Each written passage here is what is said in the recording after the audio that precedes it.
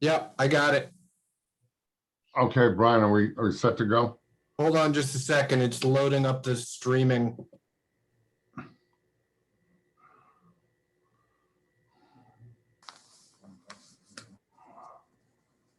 All right. Now we are all set to go. So why don't you go ahead and call us to order? Okay. This meeting of the Economic Development Committee is called to order on April 1st at 7:07. This is Henry Thayer acting as chairman. So calling the roll. When I call your name, please answer present or here. Brian Smith. Here. Tom Rutliff. Tom Rutliff. Yep. Susan Marcus. Tom Here. Rutliff. And Joanne Esposito. Here. And Mark Levitt. Here. Okay, and also of note, we have as staff Rob Czarnecki, Brian Wagner, and Jamie Rabbit. Okay, the next agenda item is the approval of minutes. Has everybody had a chance to take a look at them? And is there any comment about what anything should be changed? I mean, it's very minor on the February one, just a couple typos in the section 6A, right after Randy Collins, a landscape architect. And the group discussed issued pertaining instead of issues. Just there are a couple of little things. I didn't line them all, but it was, I think just take a look at that paragraph. That's it. Okay. Okay, can I have a motion to approve February 4th draft minutes? So Let's do them together. Do you have, Yes. do you have other comments on the other meetings minutes? Hearing none. Can we do both meetings Yes. together? We Yes. just need the motion to approve both. So whoever's making the motion. I'll make it. I move. Any second? So we have a motion from Joanne Yes. to approve both the February March and 4th February and minutes. March 4th. Yes. Okay. Second? I Great. second. Okay, from Mark. All in favor, please? Aye. Aye. Aye. Okay, before I go any further, Susan, do you have your guests coming tonight? Well, I hope so. Is he here? Is Bill McCusker, is he here? Let me, Henry, if you don't mind, I have Elise Torello in the Yeah. attendee list and she has her hand up. Is she one of our Yes. guests? Okay. Yeah. Is there I have one phone number in the guest list, so I don't know who that is. If you are Mr. McCusker, I think you need to hit *6 on your phone. That'll put your hand up and let me know that I'm supposed to be letting you in. Bill could be coming in under Elise's name. Oh, okay. All right, there's Elise. There's Elise. Bill, are you here under Elise's name or your own name?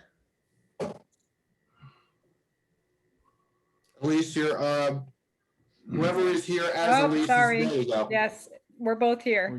Okay. Okay, Susan, do you have everybody? Hi, we're Yeah, here. they're there. They're both Okay. here. Okay, Okay, that's, All right. yeah.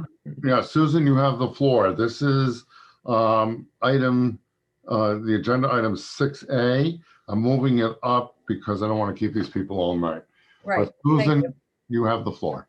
Well, I just wanted to allow friends of the Saugatucket River, embodied in Elise and Bill, to show their website or otherwise comment on the group that has formed at their instigation. And since it's tangential to our river project, I thought it would be good for everybody to know about it. So Bill and Elise, what would you like to tell us about? Thanks for having us. I'm Bill McCusker. This is my wife, Elise Torello. I'm the chair of Friends of the Saugatucket. My wife is the secretary because she takes darn good notes. A little bit about us is we are revitalizing a watershed group that was around many years ago, and they did wonderful work. However, the Saugatucket has been sitting idle without any representation for quite some time. It's quite exciting that this year we have 3 different groups advocating for the river. You folks are one, we're another one, and the River Herring Collective is the third. But anyway, we're here for the Saugatucket River watershed, which extends from North Kingstown all the way down to Point Judith Pond. And we're working with the Salt Ponds Coalition, Save the Bay, River Herring Collective, as I mentioned. There goes my, oh, there you Oh, go. there we go. Oh, Susan must be showing. oh. Oh, URI I didn't. Watershed Watch in the Rhode Island Rivers Council. Save the Bay is working with us to put medallions back on the state road in downtown Wakefield and along at the town roads. URI Watershed Watch, we already have 1 site that's being funded. We're looking to have 2 more sites, to have 3 in total on the watershed along the river. And the River Herring Collective with Paul Clappin, and I'm sure you've heard of that group. We're working very closely with working on trying to improve the passageway for the fish, especially up at Palisades. And there's a lot of things outside of just helping the fish go over the dams that we're interested in, and that's to watch for illicit discharge. We've already found that CVS had its own little sewer backup, and through our efforts contacted the town, and the town sent them a notice of violation. And there's invasive species in our pond and our rivers that we have to focus on.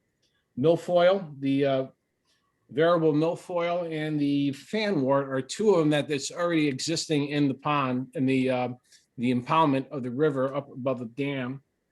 If we end up with the water chestnut, which is already in Chapman's Pond in Westerly, it's going to be quite costly to keep it out of there. So watching for invasive water plants is super, super, super important. And that's one of the things that we're going to be focusing on the most within the next year or so. So we got a great group of people. We got Mark, we got Susan, and we got a lot of great people. We have Rich Youngkin, who was involved with the old group. And it's going good. It's going strong. We got a river cleanup coming at the end of the month, thanks to the town of South Kingston's rec department for taking our trash. So things are going great. Is there any questions? I don't How know did who- you discover, you guys, go ahead, Susan. I don't know. I was going to say, I don't know who was showing the website. It was, oh, okay, Brian was, okay. I do recommend that everybody go look at the website because Elise did it and it's very nice. Thank you. Right. So Yeah, who had a question? I had a question about the release you mentioned. Was that CVS, the pharmacy? Yes. How was that detected? Well, it was by me. So I spent a lot of years working for the South Kingston Regional Wastewater Treatment Plant, and I kind of can identify an issue. He's got a nose for the finer bouquet. Gotcha. And actually, I found it on 2 events, and I talked to the treatment plant superintendent who confirmed it, and it was CVS. Took a while to handle it, but they did.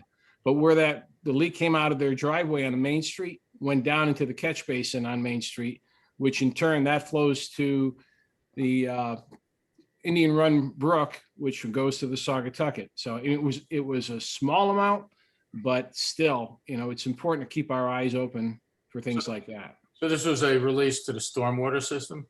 Yeah. Yeah. Okay.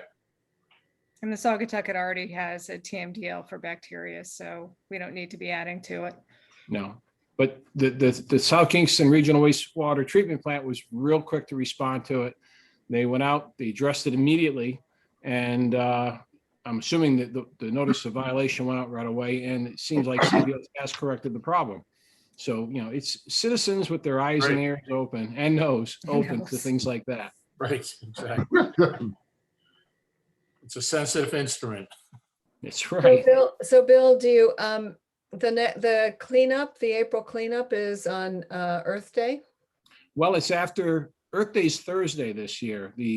Oh, The following weekend, the 24th and the 25th, the Saturday and Sunday, I'm working, our group is going to work with the ministerial road cleanup.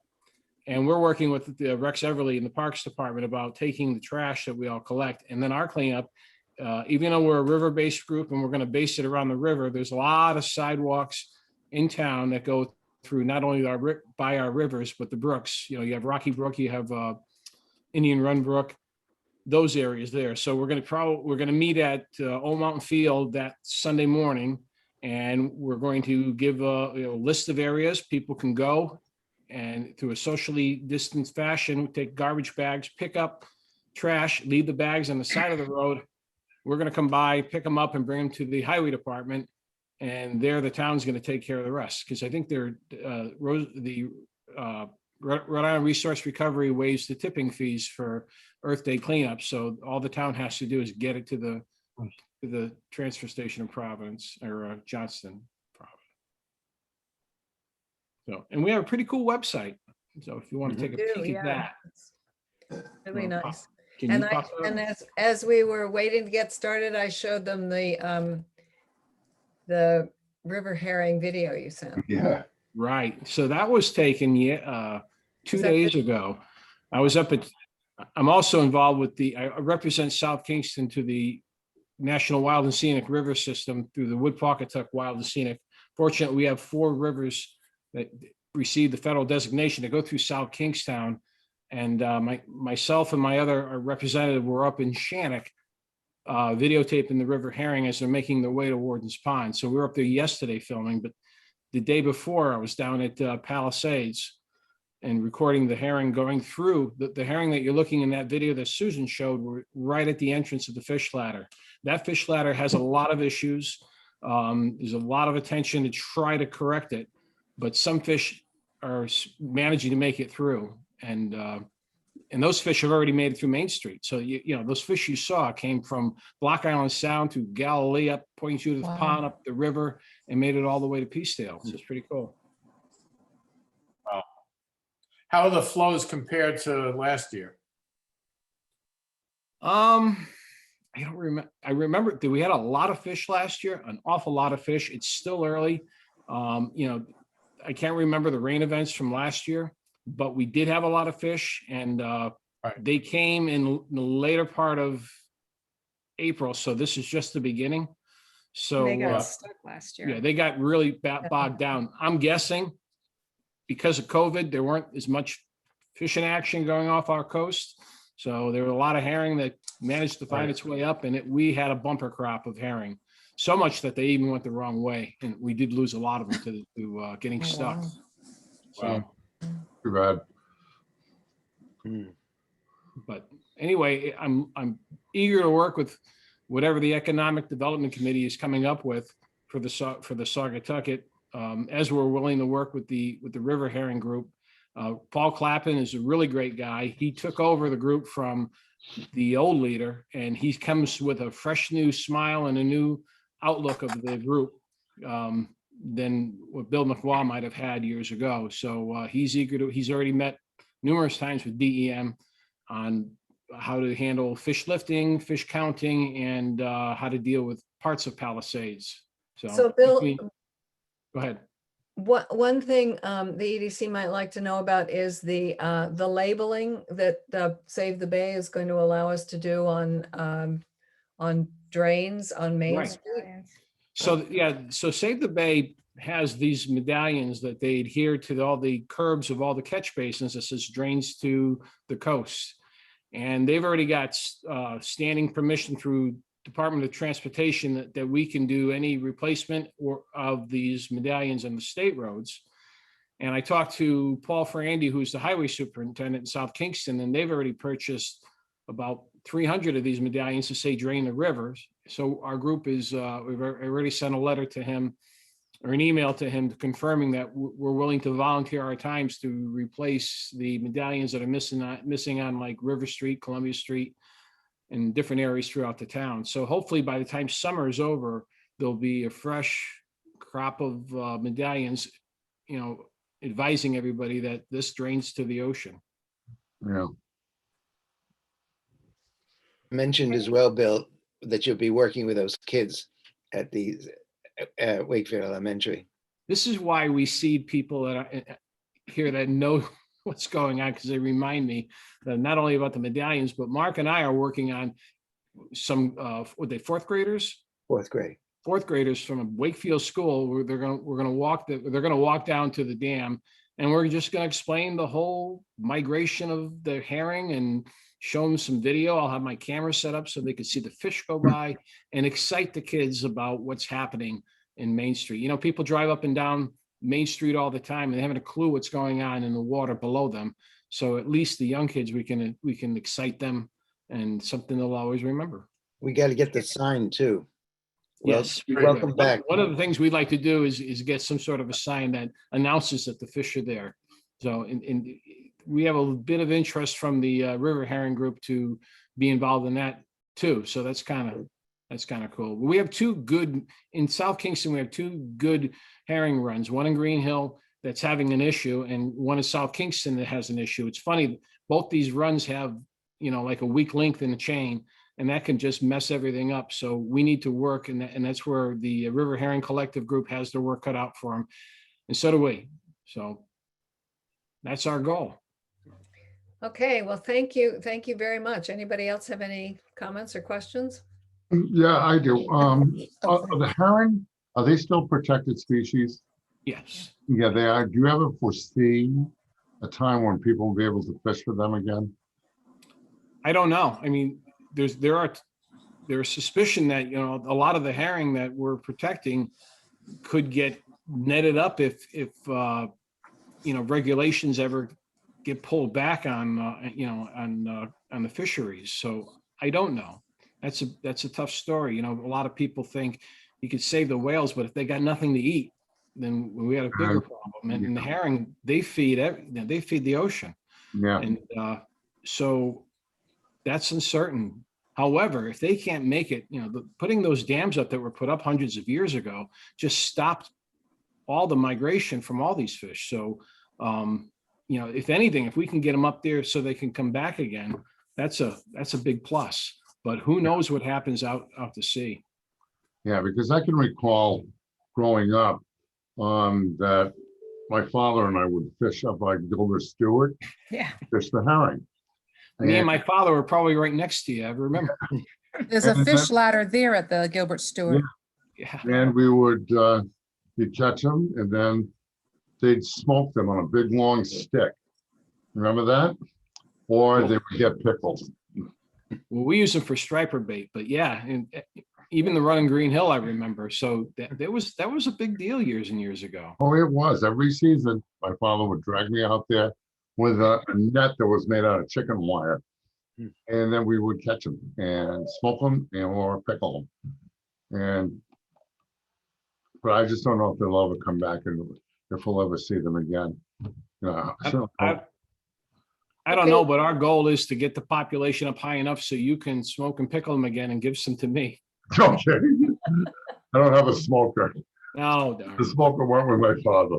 Joanne has a question too. Well, yeah, thank you for being here tonight and joining us. This is really great. I was just curious, a few years ago in 2016 or 17, we did the Saugatucket study where the river study where we had groups of different organizations help to collaborate with the students. Were you part of that, Bill and Elise? We were in the audience. Right. We I was went on to the the planning board at the presentation. time, but Right. other than that, no. Okay, so you remember were the presentation. familiar with the whole study and what had Oh, come yeah. up, results, and great. Okay. So good that you're a part of this. This is like a positive, perfect storm. Everybody, Yes, great focus to revitalize that whole river area. Yeah. absolutely. Thank you. Well, feel free to Good keep job, us, Susan and Brian.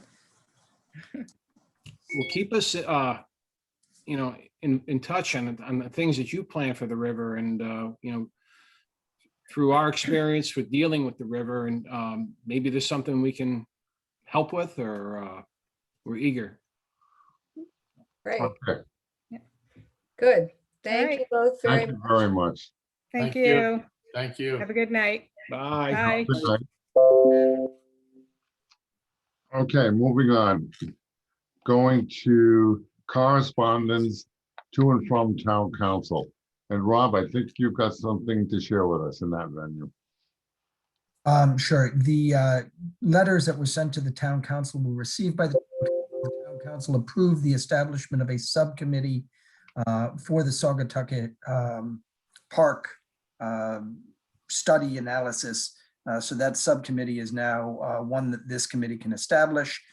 And the second correspondence, a letter regarding the establishment of a 300 anniversary committee is currently being sort of researched by staff. We're going to make a recommendation to the council about how that committee ought to be established. They want the committee established. They just want to get some guidance on how to design that committee. Yeah. Brian, did you get that data that I burnt on that that CD? I do have that data. Yeah. So I can make that available to Rob or whoever is on his staff group to work on that. Okay, and Joanne, you have it also. Joanne, you're on mute. I'm mute. No, There you go. sorry about that. You did a great job, Henry. I actually really just got to look at it the other day, so sorry about that. That's But, okay. yeah, the fonts on a lot of them were really small. But the one that I thought was really important and for Rob and the media as we go forward is I think it was February 26th. I think, Brian, you were the one, Wagner, you were wondering what year and what day or something. But it was February 26th in 1723, where we broke away from North Kingstown and formed the town. So certainly we have to look at the calendar for what February 26th lies on in 2023 and maybe have something anyway. Okay, So Henry and Yes. Rob, is this committee that the town council is putting together, they want to know something about the form? Can they also have our recommendation for how to populate it? I think that that's what they're planning to do. I think that this is a committee of the town council. They feel fully apprised of the need for the committee. They thank the Economic Development Committee for drawing their attention to the need for the establishment of a committee. But I think the town council is, prepared to establish a committee. I'm sure that if anyone wants to make recommendations to the town council, they will consider them. But, I think that at this point, they've got it. They understand that they need to set this committee up and they will do so. Well, I just think we have a really qualified person in Joanne, and so I'm just wondering whether, Yes. Sure. So they will certainly be advertising for membership on this committee, as is their standard practice for all committees. And, everyone is typically open and the invitation is open to everybody. I don't know that they're going to be sort of pre-selecting before the normal invitation to submit applications.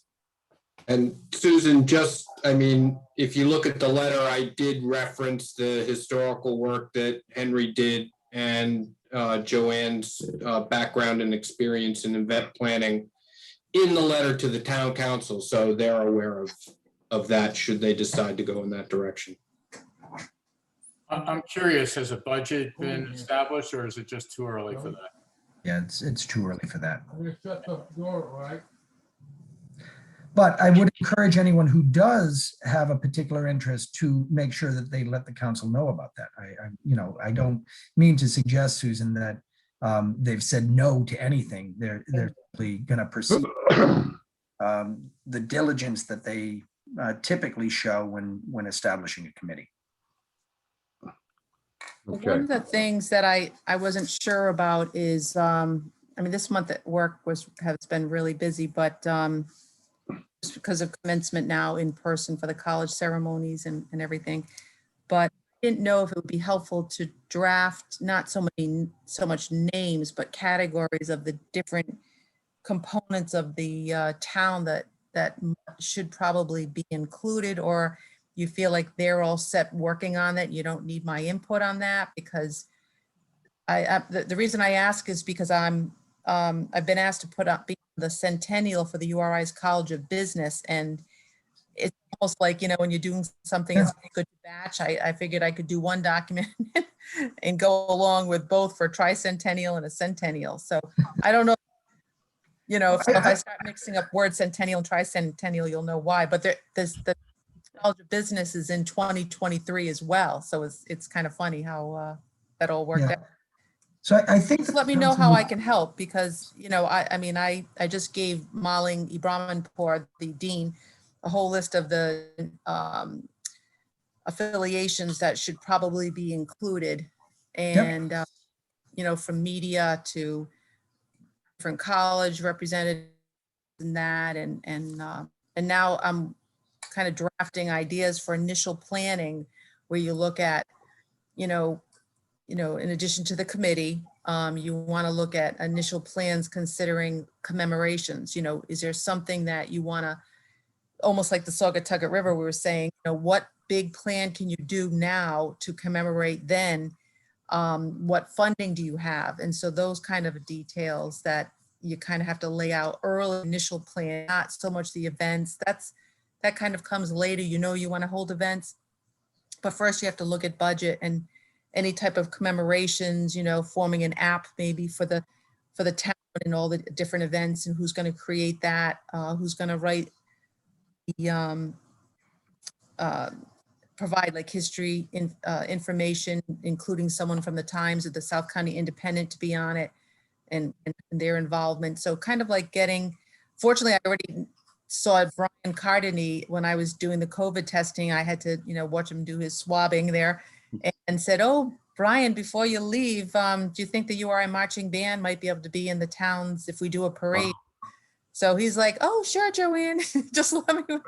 So as long as it's in the fall, I said, "Yes, we can probably do something in the fall. We'll work with you."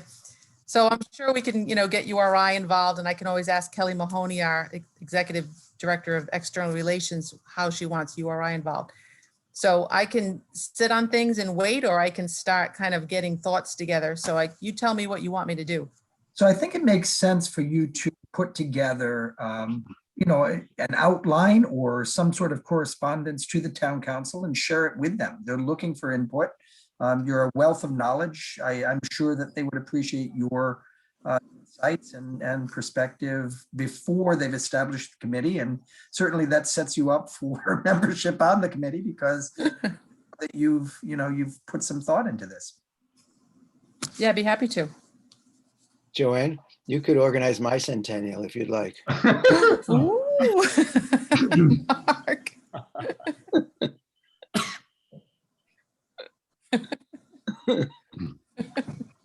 Okay, are we ready to move on?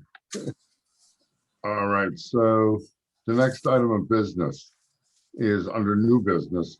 And Rob, I'm going to give you the floor again. This is COVID relief funding. So this is interesting. Yeah, so I'll do a very brief overview of what we know at this point, what we don't know at this point, and there's a general call that we're making to all committees, and I want to sort of bound this correctly. So let me start with what we know. What we know is that the American the American Rescue Plan, the ARP, the latest stimulus package come out of Washington, will drive about $9 million of federal funds to the town of South Kingstown. We're going to get about $3 million through the CDBG channel that we typically see through these sorts of stimulus packages, and an additional $6 million because the New England congressional delegation effectively lobbied for and was able to get into the legislation a provision that said where you do not have an effective county government, the monies will be proportionately distributed to the municipalities that constitute the geographic area in the counties.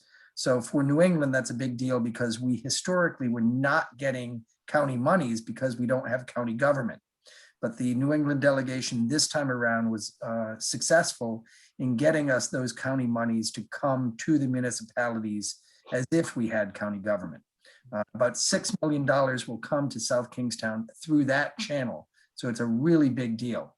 It's more than twice what we would have gotten if we weren't able to get that language put into the bill. So we've got about $9 million. We're gonna have that coming in 2 tranches. The first this year, maybe late May, maybe June of this year is what we're hearing. And the second will come again next year at about the same time. So we've probably got about $5 million coming this year, and $4.5 or $5 million coming next year. The monies seem to be very broadly available to municipalities. The Treasury Department is writing the regulations. We do not expect that the Treasury Department will have the regulations out until about May 9th or 10th. But what the language of the bill implies is that this will be money available for almost anything, is my read of the legislation.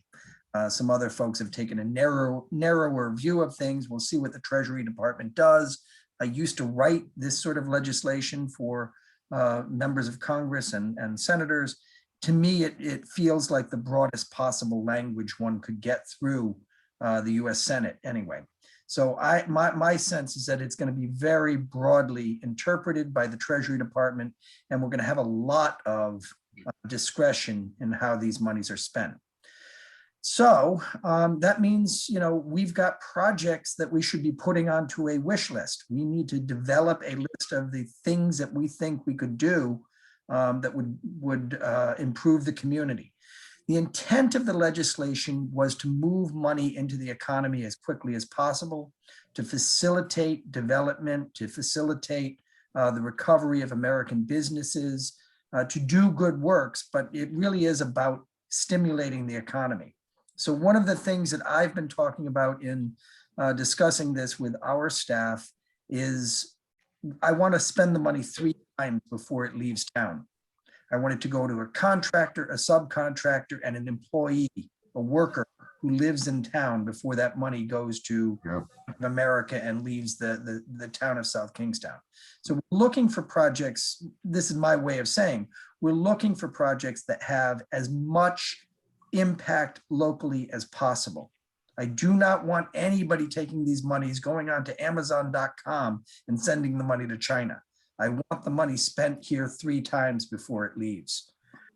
So we're looking for projects that are going to have maximum impact on construction, on consultancies, on local businesses. Now, all of that having been said, we've put together a staff-generated wish list, and it's up to about $20 million.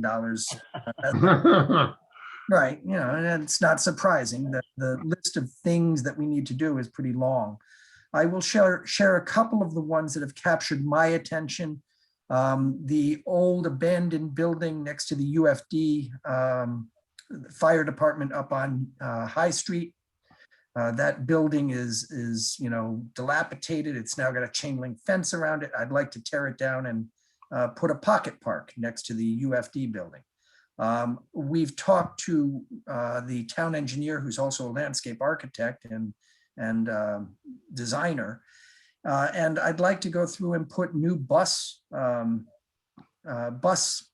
shelters everywhere in town. Get rid of those stupid bubble shelters and do something nice with stone and large timbers everywhere in town.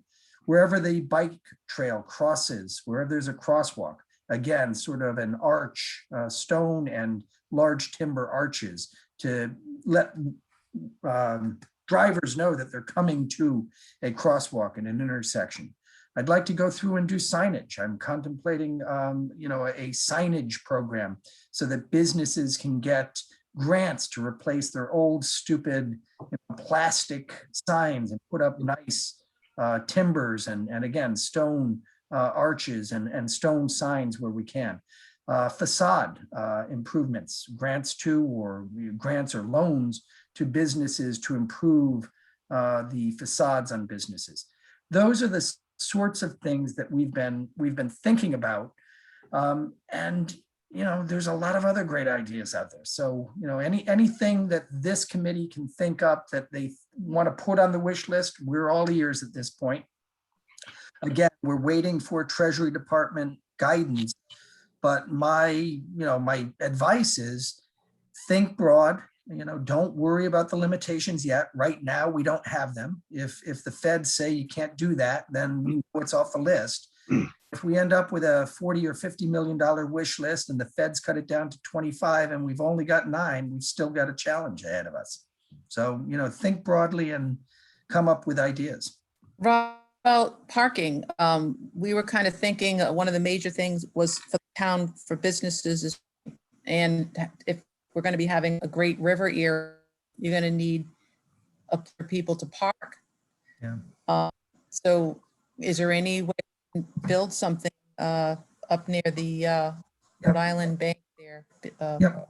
Quite possibly. I will say that parking structures are notoriously expensive. $9 million could go in a single parking structure without any difficulty.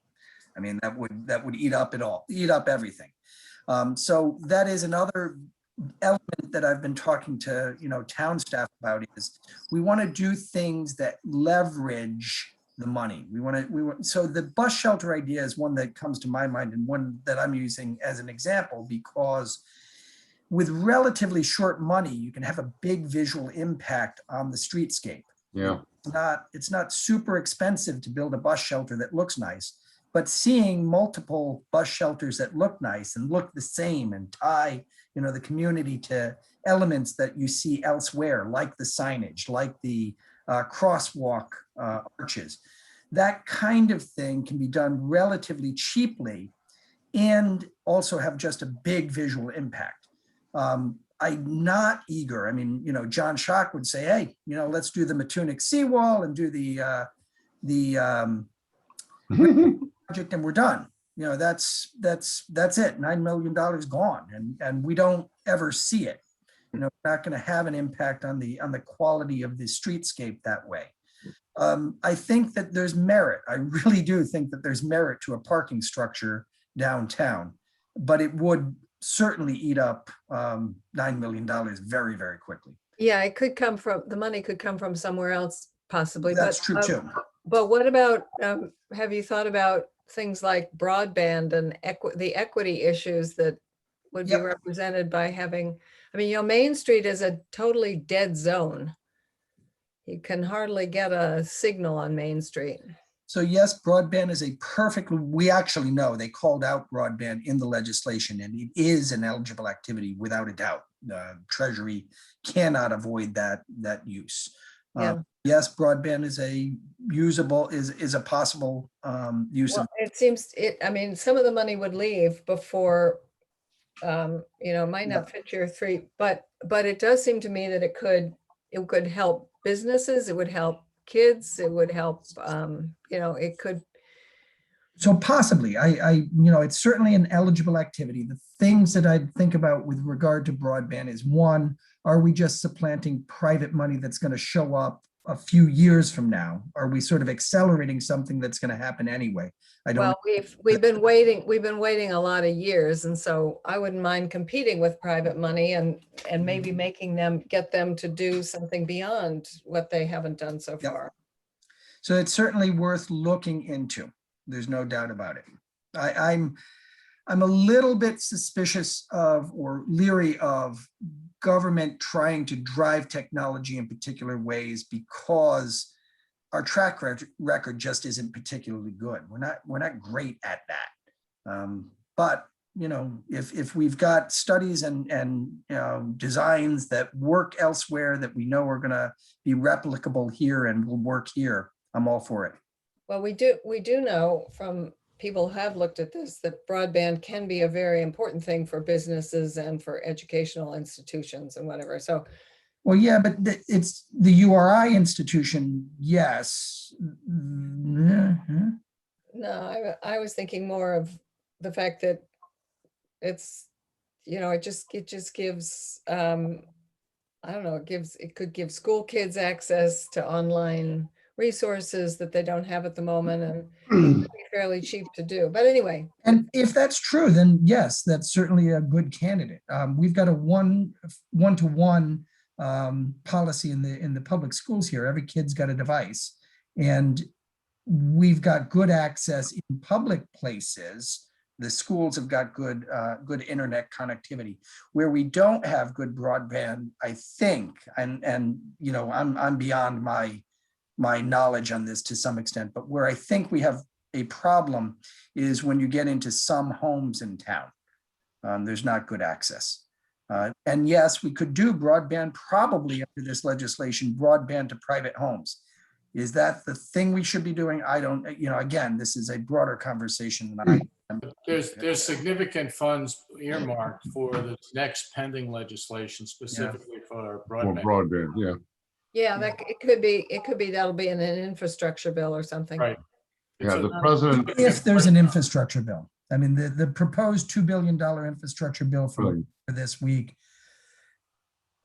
God, you know, I'd love to see it because we need the infrastructure, but two administrations have tried, and it's not easy. It's Right. not an easy thing to do. yeah. But the president in his speech in Pittsburgh, I think it was yesterday or maybe the day before, specifically called out broadband. We're Right. trying to put broadband in everybody's house in the country. And if the infrastructure bill funds it, or will fund it, then we're all set, you know, as far as that's concerned. Now, I certainly hope the federal infrastructure bill funds it, because it gives us more money to work with. My thought about the $9 million is essentially this. This is a once in a lifetime opportunity, and it really is. We do not see $9 million of federal money with few strings, and that's yet to be seen, but it looks to me like it's going to be relatively few strings. We don't see that very often. And we've got a lot of little things that we've talked about in South Kingstown and every other community in the country, but we've got a lot of little things that we've talked about, signage, and which when added together have a pretty big price tag. We could spend $9 million on little things that we've been talking about for a long time and really have a big impact on the aesthetics of the community. And for a community that relies heavily on tourism, for a community that is in competition with the East Greenwiches of the world, that matters. And this really is the best chance we've got to sort of gussy up the place, I guess. You know, that's sort of the way to think about it. Okay. Well, one thing that I think we should do though is, you know, when Larry and I talked about this earlier this week, I certainly would like people, if they could, between now and the next meeting, think up some, whatever ideas that you have. You can email them to me or to Larry or to Rob.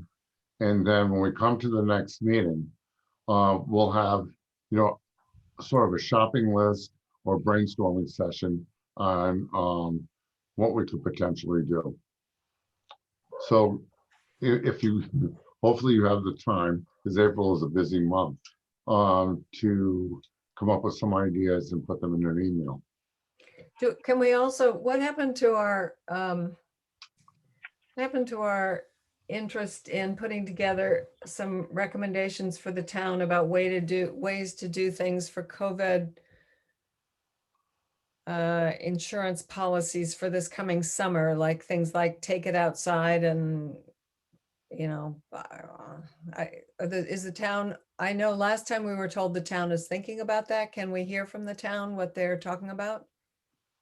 Sure. So the take it outside stuff, the authority to continue to serve alcohol in particular outside of your normal service area and outside of your building was extended by the town council to September 8th or 9th to just after Labor Day at their last meeting. So that authority continues. In terms of take it outside grant monies, The last of those monies were expended by the state back at the end of the fall. We were successful in getting 4/10 with the last of the monies that were distributed by the state. And those tents are currently available for any business in South Kingstown that has a need for outdoor space that is covered. So if you don't have a tent and you need a tent or you want a tent, we've got a tent for you. So you can call us up and we'll bring a tent and help you set it up in your parking lot or on your lawn to facilitate a retail, restaurant, or service area kind of activity. So those are the things that are currently in place.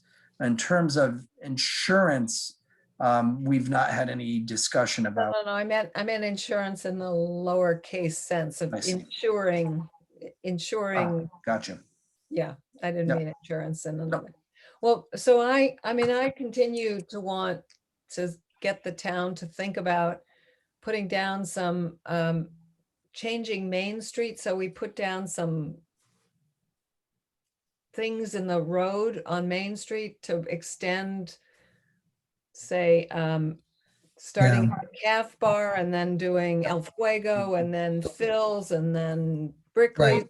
And we put So some, what do you call those things that they put Decks, yeah, little decks or platforms. Into, yeah, and just put them out in the road Yep. and. So it's a great idea. We approached the State Department of Transportation, which owns Yeah, Street. Main Street is a state highway. It's not a local. right, I know. They weren't real enthusiastic about I'm it. sure they weren't because they're Last year. run by a 1950s bully. And more than that, the restaurants and the retail facilities were not all that excited. When we had this conversation last year, it was not something that the folks on Main Street got excited about. The retailers themselves were not saying, oh, yes, we really need this. They were very cold about the How idea. do they- And have we talked to them about it this year? See, it seems to me No. it's a thing that communities all around the country are doing, and it turns out people love it. They walk Yes. on the streets more, they drive on the streets less, they Yep. drive slower on the streets, so they're, and We had numerous examples. We had shown folks, yeah, we had meetings, we had, photographs from, everywhere from Halifax to places, Burlington, Vermont. There were a number of examples that we showed folks. It just didn't seem to be one that again, the folks who are in the business of providing services on Main Street were all that excited about. They were much more excited about going behind the buildings where they knew, they had space and could serve customers. okay. I can't, trying to force business Yeah, no, you don't want to do on a road that the state doesn't want to authorize us to do it. It's a tough road to hoe there. I think it's a great idea. I've seen it, when I first saw it, 15, 20 years ago in Halifax, Nova Scotia, I thought, this is awesome. This is a great idea. It's brilliant. Yeah, it's just not one that folks seem to be excited about. And it has been done here. We've seen it in Rhode Island apparently as well. We just haven't Yeah. got anybody who wants to really go there right now. Okay. I mean, I'm all for opening that conversation again, but last time we had that discussion, it was not something folks wanted to pick up on. Rob, is there any chance of taking Main Street and instead of having parking on both sides of the street? I remember my cousins in Kansas, everybody parked on one side. And so we could take that space and possibly make one or both of the sidewalks a little wider. I don't know if that worked or if they looked at anything like that. It used to be that way, You can do Joanne. that kind of thing even as a sort of, you don't have to actually physically completely change it. You can just Right. block it out with some pallets or something, and then people get to see how they like it. Yep. And every place they do it, people like it. So I think you're exactly right. I mean, I think that everywhere where you increase pedestrian friendly environments, retail thrives. I think that's right. Yeah. However, it takes more than it simply being a good idea for it to succeed. This is a kind of thing that would require sort of the merchants to be pushing. It would require, it requires something more. Again, if this were a town road, we could experiment, but it's not. We've got to convince the State Department of Transportation that they should allow us to experiment with what for them right now is a low maintenance pavement. They don't have to worry about it a whole lot. We introduce things that are going to cause them to, deal with new challenges. We've increased their work. We've changed, the. Yeah, but I am totally over protecting DOT from any. I'm not talking about protecting DOT. I'm talking about trying to convince DOT to allow us to do something on their property that they have no incentive or no good reason to allow. Yeah, I'm starting a get rid of the existing DOT management campaign. Okay, I hope it's recorded. it is. Yep. And live streamed. Rob, I just wanted to mention on that, that what Susan's mentioning is tactical urbanism. And I have a meeting next week with statewide planning with Meredith Brady and Roberta, to kind of talk about how flexible DOT is or would be to certain different ideas. So I check next week in my planning. Yeah, I think the key to these things, Susan, is always being smart about how you try to attack. And I think that's exactly the right word, how you attack, recalcitrant organizations that have fallen into habits need to be shaken from those habits. And, just shaking hard doesn't always work. Sometimes you have to shake in the right cadence, and you have to shake at the right time. Well, it certainly, it's a going nowhere idea if the businesses on Main Street aren't interested in it. That's actually, I think you're exactly right. I mean, but I have a strong suspicion that, whenever I hear, well, we asked them last year and I want to go yeah, back but and ask them again. let's go back over and look at who the businesses on Main Street are. The lumber store is not going to gain anything by having bump outs there, and they're not going to care about that. And then you go down the road and the frame shop probably doesn't care a whole lot. And you walk the street and you begin to see the business model only, the bump out thing only works for Right. It works. Well, it would work for Brickley's and for Phil's and for El Fuego and for the Calf Bar and for whoever comes in to marry McMurtry. It would work. And that's the best thing. It's not the whole street. It's a few places, and then you can still park. That's right. I don't disagree with you at all, but we've just rattled off 5 names. That's all you need. You don't need well, more than 5. okay. when we to make it work on the street, you only need 5. To make it work in the bureaucracy, you've only got 5 names. when we had those block parties, policy, you and got we 5. It's when we not an had the army. block parties, Rob, have you been here for any of the block parties since you've I been? have, yeah. Okay, because those are pretty well attended, and they create that ambiance of just a nice old town feeling, and especially for the tricentennial, we're going to want to be wanting to do that probably starting in April, going all the way through October. Every single weekend, we should do something like that. So you've heard me. Closed off, and we have a plan. Yep, you've heard me critique the idea of using the tricentennial as a leverage point for some things, but this actually may be a place where the tricentennial might be a good leverage point. Go Right. to and Use say, it. we've got our Use it. tricentennial coming up. Yeah. We want to be able to do this. The for same this. as for the river, Rob, that the No, river I and disagree all on the that river. stuff. That's where I've actually said otherwise. Well, But Oh, I know. I think I disagree.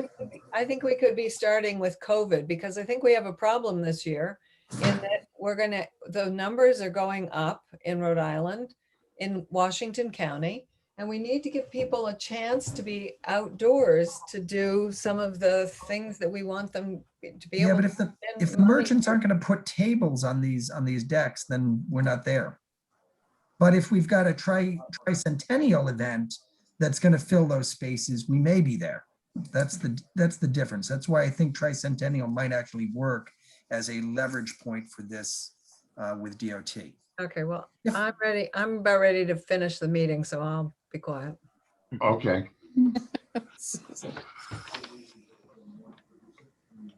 Are we ready to move on? Into new So, business? Henry, if There's- I may, just one last thing. We are doing this list, the wish list, continuously. I'm getting items from people, individual residents, committees, departments on a daily basis. By all means, share them as they come to you. Today, somebody suggested a hovercraft so they can get across the ponds more quickly.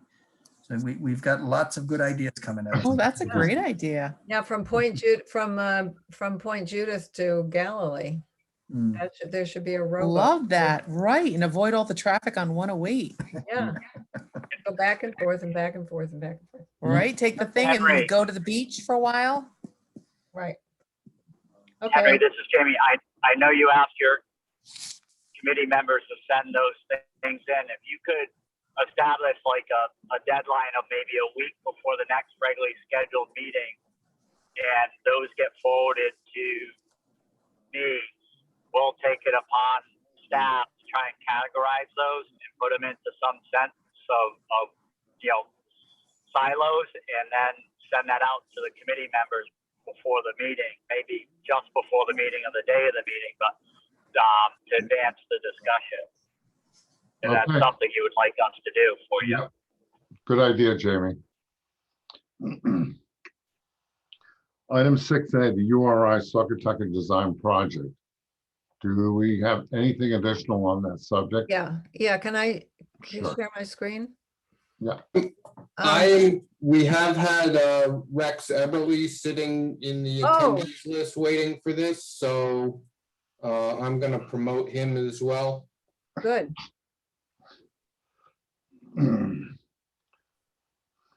Rex likes to go to bed early, so if I'd known he was here, we could have done this earlier. I would have been quiet. Okay, so I'm just here as the messenger to tell you that there's some town historians who have been working on some background on the Saugatuck River. They have come up with some information on, I'm starting with this because it's kind of compelling. This is just an aerial photo of what looks like a flood on Main Street. You can see that the river, you can see the dam down here. Can you not? Are you all seeing this? Yes. A little Yes. too close. You can see that the river went all the way up to the back of the Main Street buildings at one point. You can see the old elementary Yeah, school yeah, that's it. and the walkway that Rex is talking about, rethinking, including the vista that you used to have to the river. Here's the bridge. Okay, so this is they found this photo, and this is just a little bit of background to show us how much the town has changed since this. People think this was probably taken in about 1930, in the mid 30s, because it doesn't because of the things that it doesn't show. But this is not. This is really just illustration here. Now, are you still seeing my screen? Not anymore. Sorry. All right, let me see if I can. Now, some other people have gone and found. Wait a minute, I thought I had this all ready to go, and I see I don't have it all ready to go.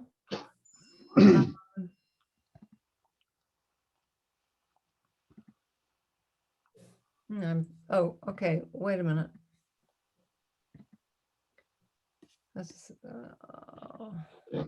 Do you see us, what do you see now? Do you see my these little sketches? Yep. Yes. Okay, so, it turns out that the Saugatucket River Park was designed, as many of us actually knew this, by the Olmsted brothers, not by Frederick Law Olmsted himself, but by his sons.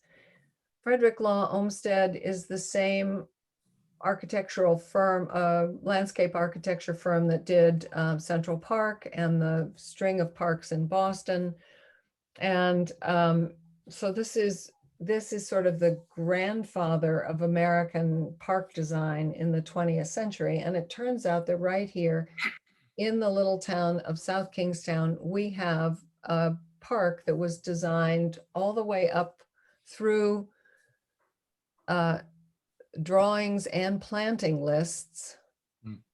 The thing is, I'll send Brian these links so that you can all look at this in more detail, because I'm not going to go through this now. But here we have a whole bunch of little drawings showing the topography, the bridge, the plantings, some things that never could be. This is, whoops, I'm sorry. I'm sorry if this is making you sick. It is making me a little sick too. Oh, okay, never mind. Next to the old elementary school, they were putting in a sunken garden. Along the edge of the river, they plan to plant willow trees. Willow trees are particularly good at sucking up a lot of water and spreading themselves along, and they're native, and they're pretty the way they droop. They wanted recreational things, so Rex's notion of having the playground, not the playground, what do you call it, Rex? The court, the basketball court, and the other thing fit right in. But interestingly, they also were talking about a bandstand, which is kind of our Economic Development Committee's notion of a amphitheater, and I think that was to go right about here, which is sort of right about where we were talking about putting it. Sari's sanctuary would be in here. And this is all just to say, obviously, we don't have the Olmsted brothers doing any landscape architecture for us anymore, but we are building on very important historical fact in town. If we can in the development of the Saugatucket, of the banks of the Saugatucket, if we can build on the notion that we are restoring to some degree an Olmsted Park, I think that will be a very important driver for the town's economy, for a sense of community, for historic continuation, etc. And this is just to show you these documents are all scanned. They're online in the National Park Service website, which I'll send the link around to you. I've sent it to a couple of you already. But you can go and look at these things on your own computer, and then you can play with them in the way that I'm not succeeding terribly well right now. But we can just see what the Olmsted brothers were talking about here. They recognized in this river a place to have a community park, a place where you had vistas of the river, a place where you brought together the community through both its commercial endeavors on Main Street and its educational resources in this elementary school, and the recreational facilities in a playing field. And so I just thought this was worthy of sharing with the committee. It's not any work that I have done myself, but it's been done. I'm just going to flip through a few of the drawings. Oh, here you can see the, whoops. In that last one, you could see the sunken garden. It's right, I'm afraid to touch it. It's right, the sunken garden is right here. The sunken garden is lost leader now because it's now the parking lot for the existing school. So this can't be here. But what I thought was really interesting, and one other thing that I think is pretty interesting is notice that the river used to come right up to the back of those buildings on Main Street. It had this funny shape like this. That's just a historical oddity, but I still thought it was kind of interesting. So it means at some point somebody filled in all this land to make the parking lot there. So this, and there are all kinds of drawings, topographical drawings, some planting plans, and other things that here. There are also a bunch of letters. Here's the Olmsted site. There are a number of letters in the Library of Congress. Was there a question? There are letters between the town and the Olmsted brothers about the construction of the park, and these are all in the Library of Congress, and they're all digitized, and they're in these files that you will have access to now. This one is one between Mr. Helm of the Helm House in Kingston and the Olmsted brothers, and he's talking here about the playing fields and the willow trees and some other things that I've already mentioned. So if you're interested in this, you can go through and see these letters. They show us that the town itself was very involved. The town financed the development of this park. And so I just thought it would be worthy of bringing to the EDC's attention, since, you know, these are just more letters. They're very easy to, not on my screen, but you can read these letters when they're on your own computer screen. So I thought it might be interesting. I did send it to Rex, and I did suggest that Rex, since I know this park is very important to him, that he join us if he could tonight, just so that he could hear any comments you have or make any comments himself about the value of this information, or what it is we might do to use it to its utmost worth or whatever. So that's our Saugatucket report for tonight. I think it's fascinating. It adds historical context to what we're trying to do. So I think it's an important find. Yeah. Susan, how much of the original plan was implemented, and how much do we know, sort of still remains? Do you have a good sense of that? Quite a bit of the original plan was implemented, and quite a bit of it remains. It mostly hasn't been taken care of. It mostly has done what landscapes do, which is to grow in. So what struck me about the images that I could, sort of elevation sense from, was that the land was closer to the water. The bank is much higher. It seems to be much higher than what was depicted in those images. Now, the bank is much right. No, but see, there's quite a bit of. There is still quite a bit there. That's is that 5 feet or 10? Wait a minute. I think it's 2 feet, but that's a pretty significant elevation change. Yeah, it is. No, I think you would find that there is, this is something that might be fun to do with Rex at some point, but we've got we have a little bit of, we know some of the trees that were there in the 30s. I think we know something about some of the plants that were intended for planting in this park.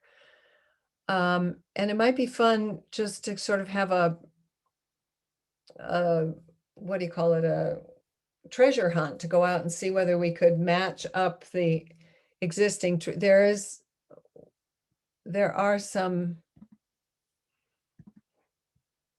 So the URI students who did that study about 2 years ago, I don't think they had access to this. Yeah. they Oh. didn't, and that's really sad that we didn't have this stuff when they did their report.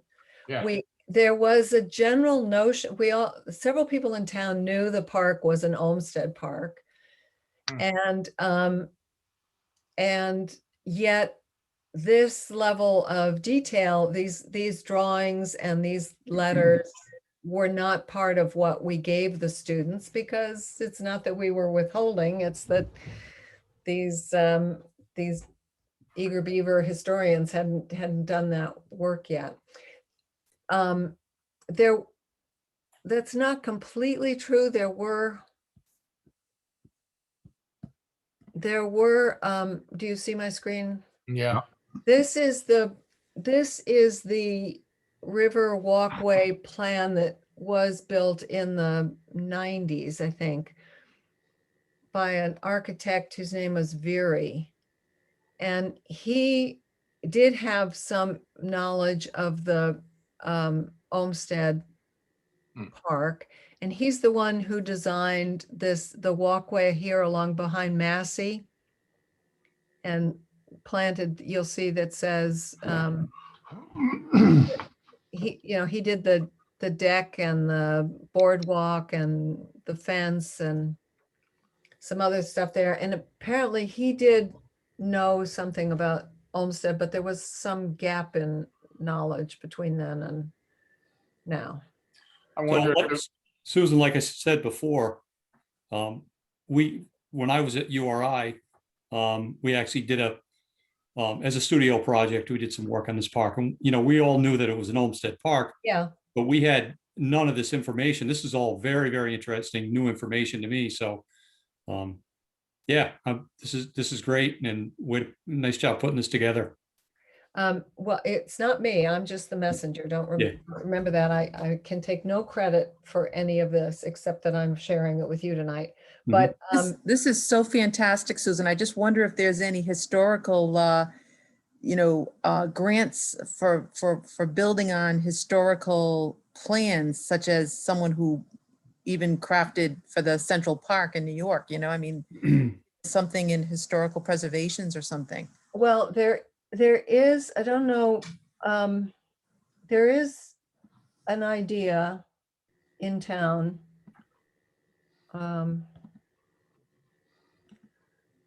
Sorry. I would think it would stimulate donor interest. There is an idea of some national registry notification around this that would give us would put us in a pool for grant work. That is, I don't have anything to present about that tonight, but that is an idea that these historians are kind of mulling over. And that's why I think it would be really fun to go with Rex down there, who knows this park really well, and kind of look around and maybe get some printouts of some of these things so we could go and actually see what we can match up and see how, just kind of, before we make any decisions about what it means, just be able to understand better what we have and what was designed originally. And because I'm not proposing what should happen. I'm just saying, we've got this resource and we could start making more use of it. It's too bad we didn't have it for the students, but we have Rex and the park, their interest in restoring this park or rejuvenating this park. And so to the degree in which we can get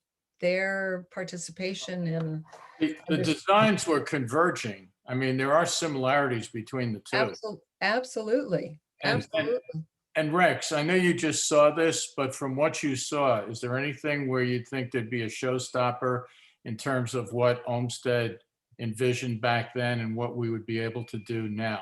No, I don't think so at all. I mean, oh, that's great. Some of the one of the big things in the park, and I'm glad that there's a planting plan there too, because some of the original trees, the older trees, there's a beautiful old sweet gum there that's getting to be the end of its sweet useful life. Some of the maples along High Street, really, we're just kind of picking them up as they, as they drop limbs. So, it's time to, I think, look at replanting some of the old trees in that park. I think, didn't the Olmsted do the park in Westerly as well? No, They didn't? no, Manning did the park in Westerly. You sure? Huh. Yeah. Because what I like about Oh, shall I go? Olmsted's work is the graciousness of it. And it had the duplication, it's not Olmsted, but the way in which the what's the inn, the Larchwood, the plantings in the Larchwood, were from such a wonderful period of architecture, even though this was later, that it would be nice to have that as a model to aspire to, as well as to finish in and to fill it in. I think it's great that this is here, and it can really be Nice. used both to get grants and also as a model Right. for future experimentation. Right. Well, I think that's the exciting thing about it, is that we can take these down to the site and look at what's there and look at what was imagined before. Now, remember, this was imagined for the 30s, and maybe the world has moved on in some ways, and we need to think about some slightly different things or think differently about it.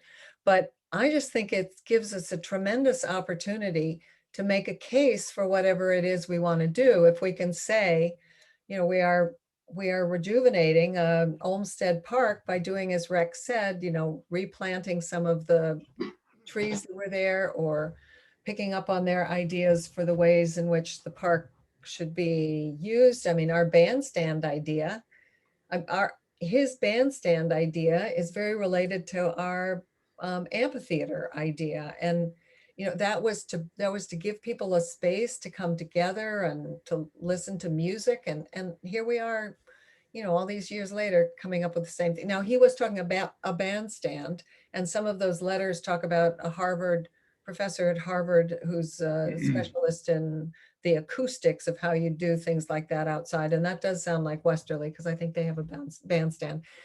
And we probably don't want a bandstand, but I just think it's really exciting that we could be connecting with something that was there before and making it work for us again. It What's also the- it also recreates the idea that this is the town center. It does. And I think the town has lost a sense of where's its center, and this thing was supposed to serve that way and still could serve that way as a gathering place. And it's what I've always wanted to do with the market as well, downtown. Right. Well, we don't have a town square because Roger Williams didn't want Rhode Island to have those town squares. So we've had all these years when everybody else in New England had a town square, and we in Rhode Island don't. So this is our stab at that. What's the sunken garden? I mean, how does that look? What is it? Well, I don't know much about the sunken. You can see it in this drawing. It's right under this thing. It's here. Oh, it's But over there. this is now the, see, I think what this is now the parking lot. I think we're looking, this school building is gone, and it's moved around a little bit over here, I think. And so the sunken, and I don't know I haven't found yet much information about this sunken garden. But basically, this is now a parking lot. And That looks like where the sledding hill is, Susan. Yeah, I think that's right. Do you think it looks like the sliding hill? Yeah. Yeah, I would think they would have had an elevation of it in the drawing. Well, I can't say they don't, but I haven't seen it. Yeah, yep. Yeah. It's But really anyway, great. Rex is not seeing this for the first time, because I got very excited and I sent this to Rex when I invited him to come to the meeting. But he hasn't probably had enough time to kind of Sure. cogitate on how to use it. But I do think that we've now been formed by the town council to have a little subcommittee to talk about these things. Is that right? yes. So, so I think this is one of the things that little subcommittee ought to be thinking about, while the people like Maria Mack and others are also thinking about flooding. We could start we could start with the park and just kind of be thinking about what's there and what would we like to have there. And So it sounds like the next step is to get the subcommittee, get a meeting with the subcommittee to go out to the park and maybe have a copy of this with us as a visual and do a walk around as maybe a first meeting with Yeah. Randy Collins and the subcommittee. yeah, I think that does sound good. Do you have to include anybody who in the veterans group? Because was there any designation about changing it up in any way? The Because- Veterans Memorial is mentioned in health. It's on the drawing. It's there. So the Veterans Monument was part of the homestead. I don't know whether that specific one, but a Veterans Monument was part of the original. So going forward with planning though, do we need to include them in your meetings to some degree or get their input, Susan? You know what I mean? I don't know who that would be, but I think we could just, start with those of us who are kind of willing to go dig around on the ground down there for a little bit, but because we don't have anything we're proposing at the moment. We just need to do, I think we need to do some exploration and have a think among ourselves to have some suggestions that we would make to the people who would be decision makers about this. That's my sense. The people that are up in URI doing some design now, some conceptual design, do they have access to this? Yes, I had, I sent it to Maria and asked her to send it on. Got it. Okay, So good. I sent it to Rex and Terry. I sent it to my colleague, Brian Smith. I sent it to Joanne because she's our graduate from this program, although we're going to try and keep her in the loop here. And now I'm sharing it tonight with you. So that's Nice. where it's been. So just a couple of thoughts about how you proceed. So the council did authorize the Economic Development Committee to establish a subcommittee for the purpose of investigating the redevelopment of Saugatucket Park. I think its understanding was that the Economic Development Subcommittee would be focused primarily on the economic dimension of that. I do think that you are, when you're talking about the redesign of a park, very much in the wheelhouse of the Recreation Commission, and you need to keep them very close as you go forward. And I do think that it makes sense to invite the VFW. Tiger Patrick is the point of contact to participate, even in very preliminary investigations, because it does affect something that is the veterans community. Okay. You've got to just proceed to make sure, in a way that you make sure you keep those parties of interest involved and informed. Well, I definitely think, I mean, I'm bringing this to the EDC, but I definitely think this is a Parks and Recreation spearheading thing here. It's just that I'm the one, it came to me. And so that's why I sent it on to Rex and Terry, because I agree about that. The EDC subcommittee can have members, sort of ad hoc members or members who are Good, adjunct members, good. who aren't going to be voting members, obviously, because they haven't been appointed by the council, but you can invite a Tiger Patrick and members of the other boards and commissions to participate. Okay. I think that would be good. Yeah. Well, as I say, I had sent this to Rex and Terry, and we did say in our emails back and forth that it's time to get this subcommittee doing something. And I'm glad to hear Rex thinks it would be fun to do sort of a scavenger hunt to just to see what's there, just look around. So anyway, that's the Saugatucket River report for today. Nice. Okay. Very nice, Susan.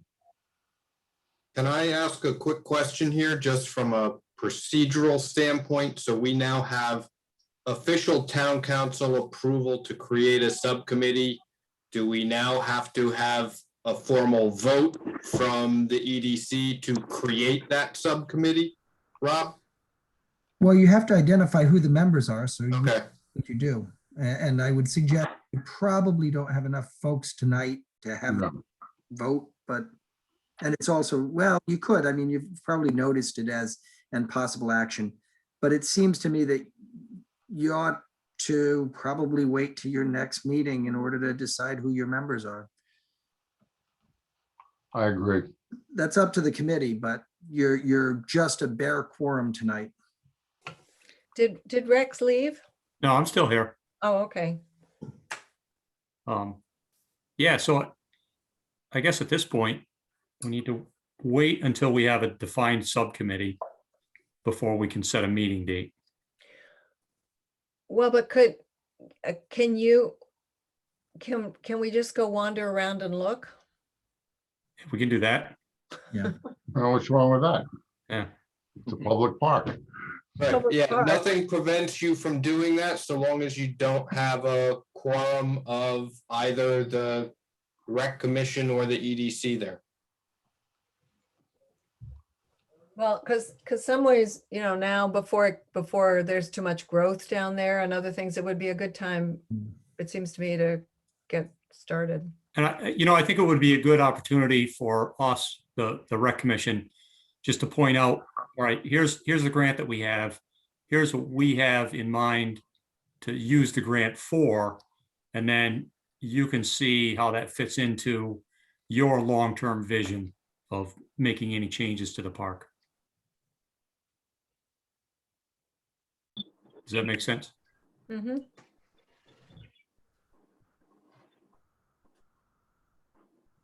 So is that the end of our discussion then tonight for this? Because if we're not going to vote on a committee member, we could let Rex go to bed. Thank you very much, Rex, for coming tonight. Thanks, Rex. Not quite. I've got another half an hour. Oh, Yeah, no, thank you. So we'll, at this point, I guess, we'll wait until after the next meeting, but actually Terry and I can talk tomorrow and we can bounce emails back and forth as to when we can get together in the park sometime soon. okay. Okay, yeah. Great, Thank good. you. Rex, would you Thank do me a favor? Let me know. I'd like to walk with you. Absolutely, yes. Cool. Yeah. Thanks. Yeah, Okay. thanks for having me and Rex, thank you so much. Thank you so much for coming. very Thank you. interesting stuff tonight. So Yeah, thanks for having me. excellent. Okay, folks, can we move on to 6B, the South Kingstown business data? I'm going to have to go, everybody, All right, good night, Mark. in the middle of the night. So I wanted to make So sure long. he's okay. Okay, But thank you, everybody, and keep me abreast what happens the rest of the meeting. We'll talk soon. okay. Okay, thank you. Thank you. My pleasure. Bye-bye. Good night.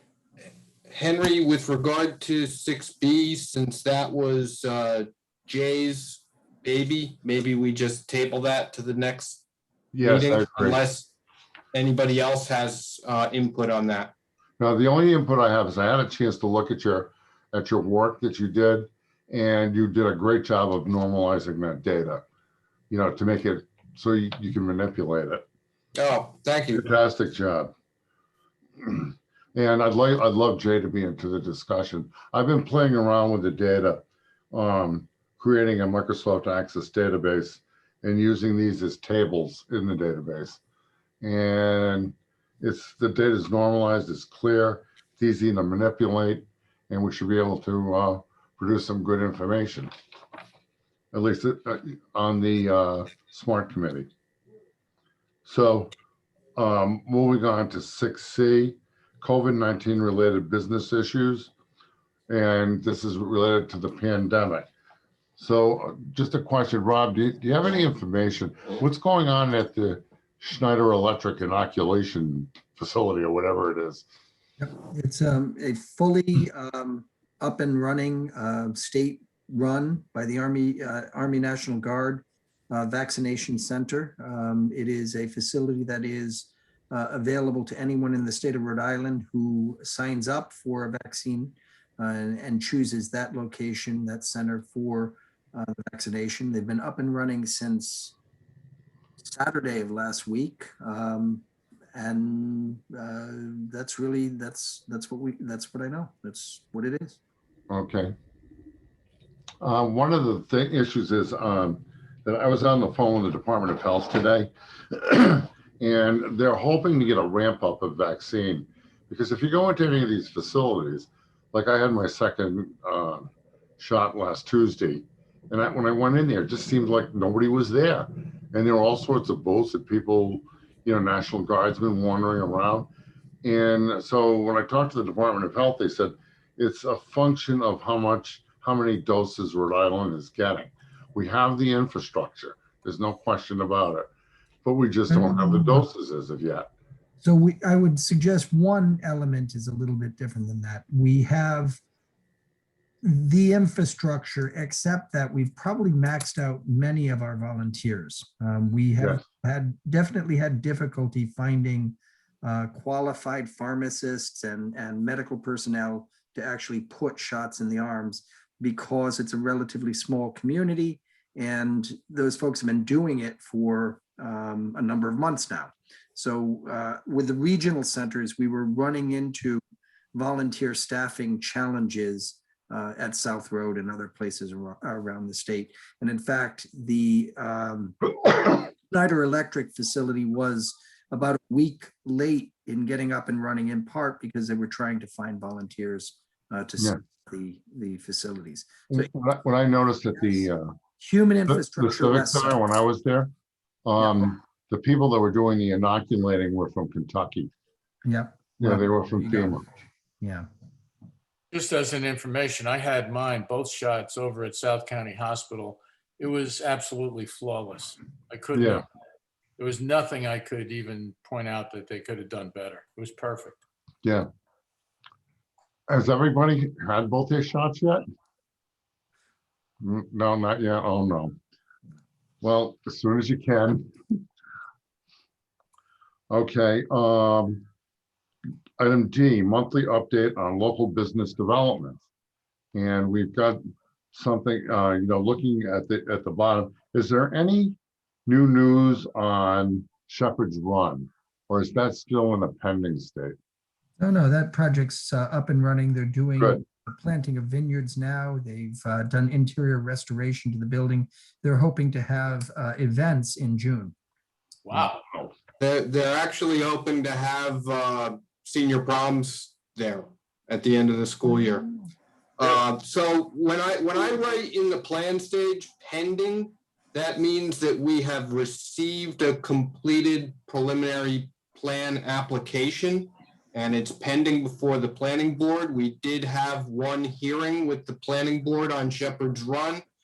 And the applicant was asked to go back and provide a little bit more detail on some of his plans, particularly with regard to some landscaping, drainage and parking information for the facility.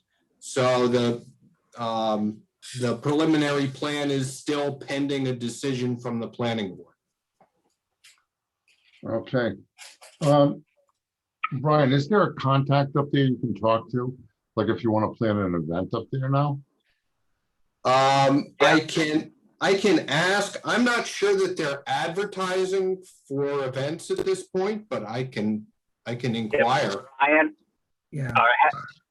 Harry, this is Jamie. If you Google Shepherd's Yeah, you'll find them. Run, they do have an event planner on staff right now. So Okay. they are, showing people the property and looking to book events. They're being conservative on their bookings because they're still in the permitting process, but they are entertaining conversations. Fantastic. Because So I'll get yeah. we'll send you a direct link to them. Okay, Jamie, I appreciate that because I'm in a quandary right now. My high school, which is South Kingstown High School, We were supposed to have our 50th anniversary last year. We had to cancel it because of COVID. And we're in a position now where we said we're going to postpone it for a year, but we're looking for a venue. And a lot of the venues that we had thought about, they don't know where they are yet as far as COVID, whether they're going to be inside or outside. So we're looking for a venue for approximately 150 people. That's how many people we think will come that were in my class. The class only had about 175, and a number of us has passed away. So, all right. It's worth a conversation with them, I think. Don't you think Yes, so, Jamie? absolutely. Okay. Yes, absolutely. Okay, a number of things pending on the back page. Then there's an item E, 6E on here, an open discussion about funding opportunities for EDC projects and or local businesses. Does anybody have any input on that? I keep that on here as a recurring matter, just in case, we come to a meeting some month where somebody has run across some interesting grant opportunities or something like that. Okay, I just want to make sure there's a placeholder at every meeting to discuss those kinds of things. okay. Speaking of that, maybe add on the tricentennial for our agendas every month, Yeah, we should keep that as a hot issue. Brian. Okay, I think the town council is taking that up, but I can certainly add that as an agenda item. Okay. Okay, Brian, any update on planning department activities? I don't have anything. The Paul Massey Chevrolet, the lot, we were anticipating a letter withdrawing the application, and that came in yesterday or the day before. So that will be coming off the list. It just came in too late for me to do anything on the agenda. Okay. And Harry, just a couple of things to report, because the members of the committee may see this shortly. Village at Curtis Corner, which is Alex Tucci. We just had a pre-construction meeting for his subdivision, which is a comprehensive permit with affordable housing. And they are in the process of marking out their limits of clearing. And you should see that site probably within the next 2 weeks start to be cleared and prepped for development. So that will be coming online. We touched upon Shepherd's Run, but also the comprehensive community plan is in front of town council, and they have scheduled a public hearing for, I want to say, April 14th? 12th, 12th or 14th. April 12th. Yes. April 12th. What about So the that is- development? I'm sorry, I was going to ask, what about the development that's being talked about at Matunic, a 12-unit development?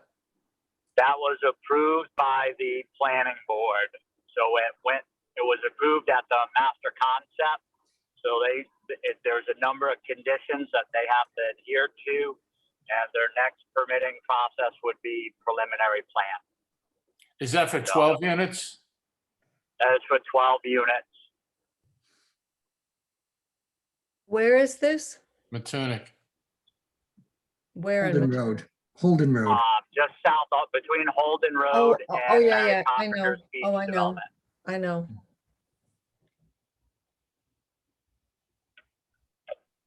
Okay, before we adjourn, I just had one other thing, Jamie. I guess we should probably also mention that we've been tracking some action down at Lavender Waves with some work going on down there. We are aware of it, and we are keeping an eye on it. Yeah. The building official is also, the zoning official is also aware of it, and NOV has either issued or is possibly going to issue. Okay. there was a correspondence sent to them with regards to their need to pull a permit for erosion sedimentation control for land clearing activity that occurred and excavation and grading.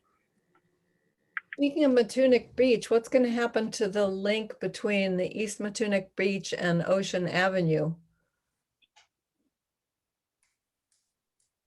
I don't know. What's the issue, Susan? The concrete walk, the sort Oh, of, the stairs get yes, I know what you're talking about. The stairs get undermined every year during Yeah. the winter, and every year they get rebuilt and reconnected. That'll happen again. okay. Okay, Susan, thank you very much for the Saugatucket River information from the Library of Congress.